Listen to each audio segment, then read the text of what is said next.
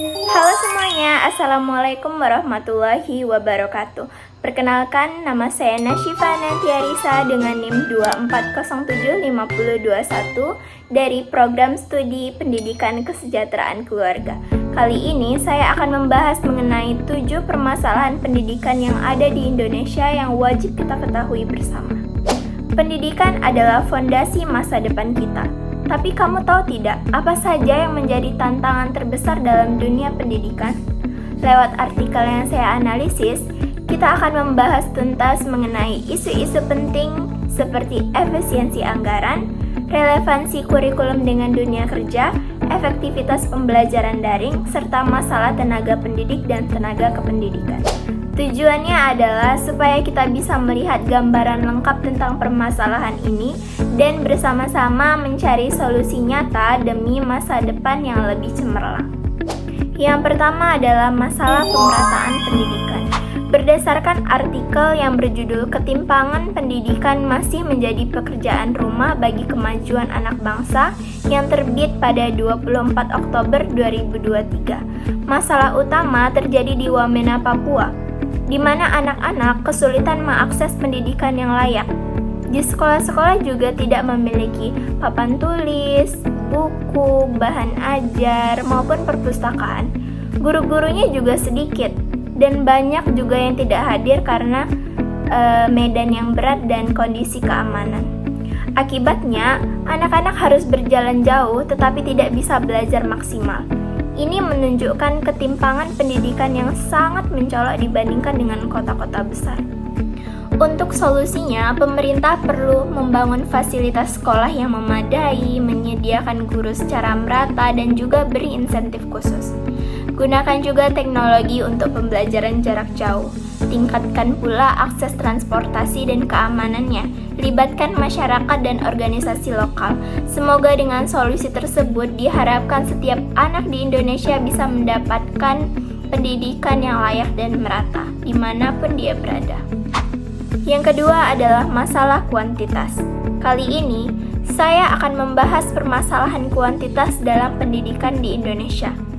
Berdasarkan artikel Kompas berjudul "Ribuan Guru Pensiun Tiap Tahun, Jawa Tengah Kekurangan Guru dan Dihantui Penumpukan Honorer" yang dipublikasikan pada 22 Juli 2024. Masalah utamanya adalah jumlah guru yang tidak mencukupi.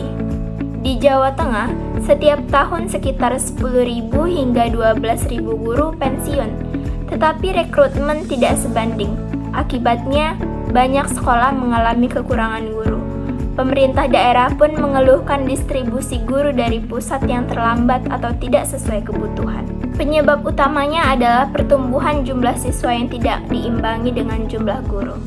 Jumlah anak usia sekolah meningkat, tetapi rekrutmen guru lambat dan tidak terencana. Ketidakseimbangan ini membuat proses belajar mengajar terganggu. Solusi yang dapat digunakan adalah pemerintah perlu mempercepat dan memperbanyak perekrutan guru baru, memberikan pelatihan dan pengangkatan guru honorer menjadi ASN, dan juga menyusun kebijakan distribusi guru yang merata, menjalin koordinasi yang kuat antara pusat dan daerah. Semoga dengan langkah-langkah tersebut diharapkan jumlah dan kualitas guru dapat terjaga sehingga proses pendidikan tetap berjalan secara optimal. Yang ketiga ada kualitas. Selanjutnya, saya akan membahas mengenai masalah kualitas dalam pendidikan. Berdasarkan artikel Republika berjudul "Skor PISA 2022 dinilai tunjukkan krisis kualitas pendidikan Indonesia belum berakhir", yang terbit pada 15 Desember 2023. Masalah utamanya adalah rendahnya hasil belajar siswa Indonesia. Skor Indonesia dalam tes PISA 2022 yang menilai kemampuan membaca, matematika, dan sains siswa usia 15 tahun berada jauh di bawah rata-rata negara-negara OECD. Semua skor itu mengalami penurunan dari tahun sebelumnya. Hasil ini menunjukkan bahwa kualitas pendidikan belum optimal. Banyak siswa yang belum bisa memahami teks, menyelesaikan soal matematika dasar, atau menerapkan ilmu sains secara baik. Ini terjadi karena berbagai faktor. guru yang kurang siap, metode mengajar kurang inovatif, dan sarana belajar yang belum merata. Penyebab utama permasalahan ini adalah harapan masyarakat yang tidak sejalan dengan kenyataan pendidikan saat ini. Masyarakat ingin pendidikan yang bisa menjawab tantangan zaman, tetapi sistem kita belum cukup siap. Anak-anak kesulitan berpikir kritis, memecahkan masalah, dan bahkan memahami materi dasar. Solusinya, Indonesia perlu melatih guru dengan metode mengajar yang lebih efektif, menyempurnakan kurikulum agar sesuai kebutuhan siswa, memberikan fasilitas sekolah merata, dan juga mengajak orang tua dan masyarakat terlibat membangun budaya yang kuat. Jika semua pihak bekerja sama, maka kualitas pendidikan Indonesia bisa meningkat dan siswa kita siap bersaing di dunia global. Bagian keempat yang saya bahas adalah efisiensi dalam pendidikan, merujuk pada artikel PMW Jateng berjudul Pemangkasan Anggaran Pendidikan 2025, Efisiensi atau Ancaman Bagi Masa Depan, yang terbit pada 20 Februari 2025. Pemerintah melakukan pemangkasan anggaran pendidikan dengan alasan efisiensi. Namun, efisiensi dalam pendidikan bukan hanya soal hemat biaya, melainkan bagaimana memanfaatkan dana dan sumber daya secara optimal, tepat guna, dan berdampak langsung pada kualitas pendidikan. Sayangnya, pemangkasan ini berdampak buruk pada pelatihan guru berkurang, pembangunan sekolah tertunda, beasiswa dipersempit, dan juga penelitian pendidikan terlambat. Akibatnya, proses pembelajaran terganggu.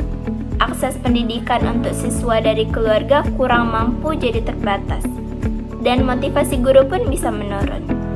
Permasalahan ini berkaitan dengan keterbelakangan budaya dan fasilitas, karena sistem pendidikan kita masih menganggap efisiensi hanya sebagai penghematan, bukan peningkatan hasil. Padahal, efisiensi sejati adalah bagaimana anggaran terbatas bisa memberi dampak maksimal bagi siswa dan guru. Solusi apa yang dapat ditawarkan? Yang pertama, kita bisa mengarahkan anggaran ke sektor strategis seperti pelatihan guru, fasilitas sekolah, dan beasiswa. Yang kedua, menjamin transparansi dan akuntabilitas penggunaan anggaran. Lalu yang ketiga, menyusun ulang kebijakan anggaran, tidak sekedar hemat, tapi berdampak positif. Jadi, efisiensi yang salah arah bisa jadi ancaman, tapi efisiensi yang cerdas justru bisa memperkuat masa depan pendidikan di Indonesia. Selanjutnya, bagian kelima adalah tentang efektivitas pendidikan, khususnya pembelajaran daring di Indonesia. Berdasarkan artikel Kompasiana, efektivitas pembelajaran daring di Indonesia menjadi tantangan dan peluang. Pembelajaran daring saat ini belum efektif secara optimal. Banyak siswa menghadapi kendala serius seperti akses internet yang terbatas, kekurangan perangkat teknologi, lingkungan rumah yang tidak mendukung belajar. Selain itu, banyak guru yang belum menguasai teknik dan metode pengajaran daring yang tepat. Akibatnya, pembelajaran daring sering hanya menjadi formalitas, tanpa benar-benar meningkatkan pemahaman dan hasil belajar siswa. Permasalahan ini erat kaitannya dengan keterbelakangan fasilitas teknologi dan budaya pendidikan yang belum siap beradaptasi dengan metode baru. Sehingga, walaupun sudah menghabiskan waktu dan sumber daya, hasil belajar masih jauh dari harapan. Solusi yang diperlukan meliputi peningkatan akses internet dan penyediaan alat belajar bagi siswa yang kurang mampu, pelatihan intensif bagi guru dalam metode pengajaran daring yang efektif, dan juga dukungan dan sosialisasi kepada keluarga agar menciptakan lingkungan belajar yang kondusif di rumah. Dengan langkah tersebut, diharapkan efektivitas pembelajaran daring meningkat, sekaligus mengurangi kesenjangan akses dan kualitas pendidikan di Indonesia. Sekarang kita masuk ke isu keenam, yaitu relevansi pendidikan.